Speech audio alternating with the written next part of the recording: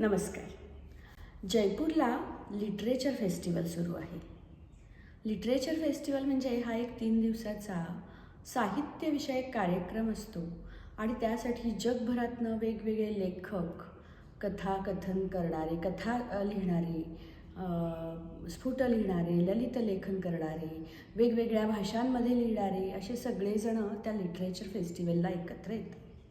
तर काल त्याच्या उद्घाटन प्रसंगी माझ्या आदर्श इन्फोसिस फाउंडेशनच्या सर्वेसर्वा श्रीमती सुधा मूर्ती आणि त्यांच्या कन्या अक्षता मूर्ती यांचा एक कार्यक्रम झाला आणि त्यामध्ये त्यांनी वाचन संस्कृती कशी जोपासली आणि मुलांसमोर कसे चांगले आदर्श घालून दिले याचं अगदी छान एक संभाषण म्हणूया.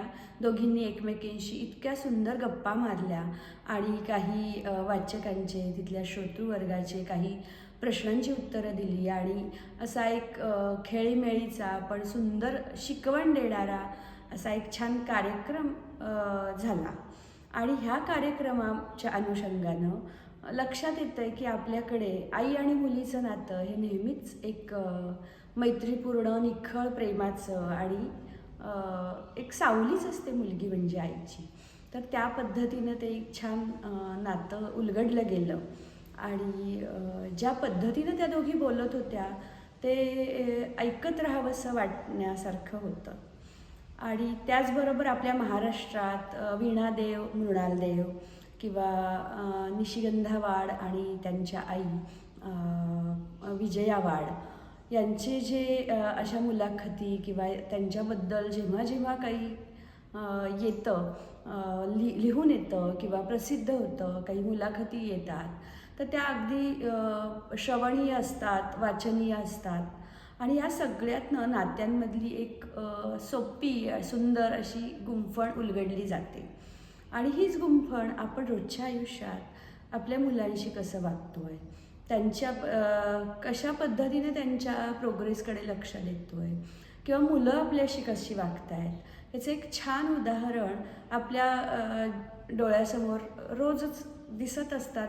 महाराष्ट्रात असे खूप जोड्या आहेत की ज्यांचे आदर्श आपण डोळ्यासमोर ठेवावेत असे आहेत. आणि आपल्या सर्वांचे लाडके राजे शिवराय यांचा आज आता शिवजयंती आहे, त्या निमित्तानंच मी बोलते आहे की जिजाबाईंनी त्यांना खरं एक सामर्थ्य दिलं, त्यांच्या मनगटात बळ दिलं आणि त्यांना त्यांच्या मनात ती इच्छा निर्माण केली की तू स्वातंत्र्य मिळवू शकतोस, तू स्वतंत्र मराठा राज्य तयार करू शकतोस.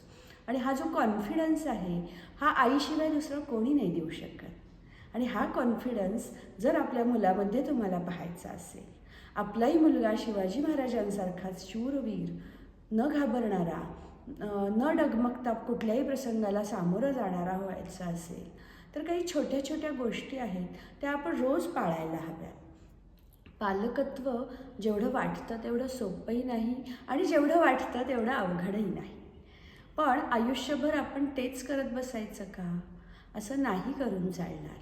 कारण मूल जन्माला येतं तेच मुळी आईच्या जेव्हा नाळ तोडली जाते तेव्हाच ते या जगात आलं खऱ्या अर्थानं असं म्हटलं जातं.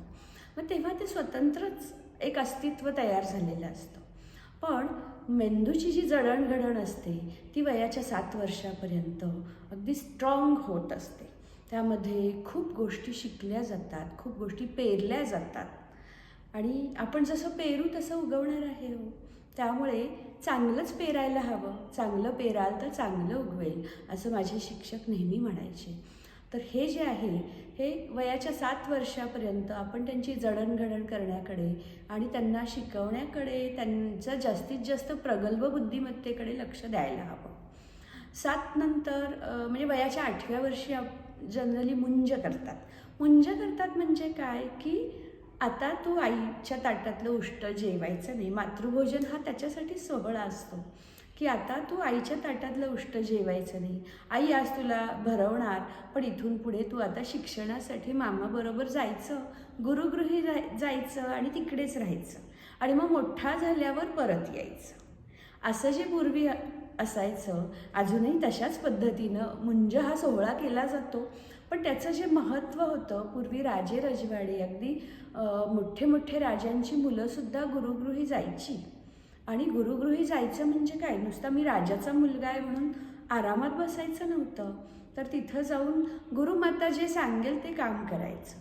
मग शेतात जाऊन, जंगलात जाऊन लाकडं तोडून आणायची, पाणी भरायचं, झाडायचं, स्वच्छ करायचं, रोज पहाटे उठून थोडी कसरत करायची आणि खेळणं बागडणं तर होतंच होतं, पण गुरुजी जे शिकवतील त्याचं पाठांतर होतं.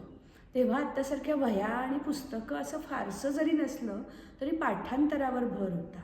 सगळं अगदी मुखोद्गत करून घ्यायचे त्यांचे गुरुजी. बरं, मुखोद्गत केल्यानंतरसुद्धा त्यांना वेगवेगळे शिक्षा म्हणजे कला शिकवल्या जायच्या. म्हणजे ज्यांचा कोणाचा तलवारबाजीमध्ये इंटरेस्ट असेल त्यांना तलवारबाजी शिकवली जायची. आता महाभारतातले आपण बघितलं आहोत की सगळ्यांना धनुष्यबाण चालवायला शिकवलं गेलं, पण भीम त्यांच्यासारखा नव्हता, तर भीमाला गदा कशी चालवायची याचं शिक्षण दिलं गेलं.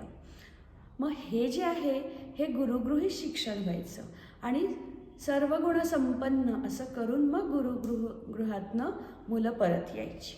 मग आताचं जे आपलं शिक्षण आहे ते तसं आहे का?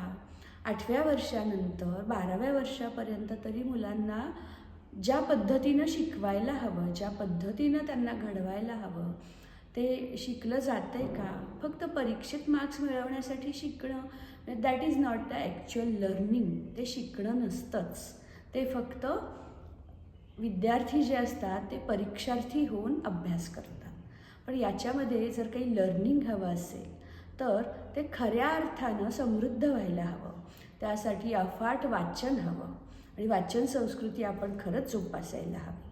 आणि हा जो विचार आहे हा सगळ्या आईबाबांनी मनात रुजवायला हवा, स्वतःच्याही आणि मुलांच्याही. रोज तुमच्या घरात जसा टी व्हीचा वेळ असतो तसा एक अर्धा तास तुम्ही वाचनाचा वेळ ठरवा. रोज एक लायब्ररी लावा, प्रत्येकाच्या आवडीची पुस्तकं आणा. तुम्ही दोघं वाचत बसल्यावर मुलं आपोआप पुस्तक घेऊन चित्र तरी बघत बसतील. आणि तशी सुरुवात केली तरच ती मुलं पुढे जाऊन काहीतरी छान वाचतील. तर नक्की याचा विचार करा आणि वाचन संस्कृती जोपासूया. शिवरायांचा जो ठसा आपल्या महाराष्ट्र भूमीवर उमटलेला आहे तशी आपली ही भावी पिढी आहे, तिला पण आपण समृद्ध करण्याचा प्रयत्न करूया. जय हिंद, जय महाराष्ट्र.